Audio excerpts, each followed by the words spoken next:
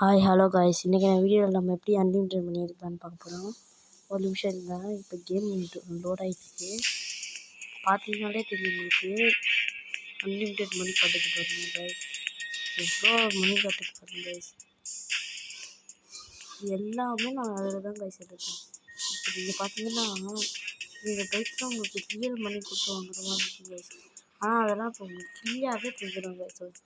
வாங்க காய்ஸ், நம்ம இப்போ எப்படி பார்க்க போகிறோம், எப்படி பண்ணால் பார்க்க போகிறோம். இதை நான் எப்படி பண்ணேன்னா, ஃபஸ்ட்டு கூகுள் ஓப்பன் பண்ணிட்டேன். கூகுள் ஓப்பன் பண்ணி டிராஃபிக்